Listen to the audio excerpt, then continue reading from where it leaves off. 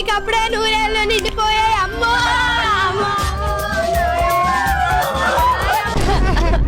ఎప్పుడు నా మనవడు ఏం చేస్తున్నాడు నా మనవరాలు ఏం చేస్తుందంటేనే ఉండేదమ్మా మొండ ఇల్లాలో.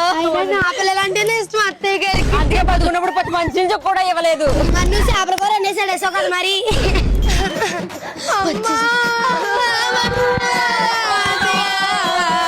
మీ అమ్మ అంతా నన్ను ఏం చేసి వెళ్ళిపోయిందే బాబా. పిన్ని కొంచెం తీసుకోకుండా పిన్ని పంచదార ఎక్కువయ్యే. నాయమ్మా నాయమ్మా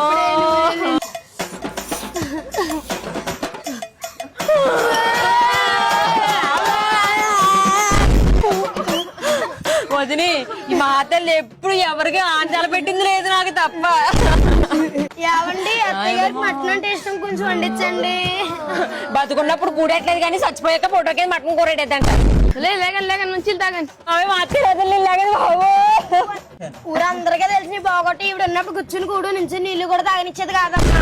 ఇంటి ముందు పాడెట్టుకుని ఏంటి మీ బోగొత్తాలు? ఎవరు ఎన్ని బోగొత్తాలు కట్టా మా అమ్మ ఆస్తంతా అనాథాశ్రమంకి రాసింది. లేకండి ఇంకా తేవాల్సింది నువ్వేం గెలిగించుకోక డబ్బులు కట్టాను మీ చిన్న తమ్ముడు చూసుకుంటాడు.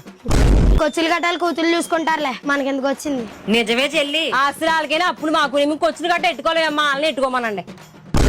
ఇలా మనుషుల దున్నపోతులా ఎలా ఉన్నారంటే కలికాలం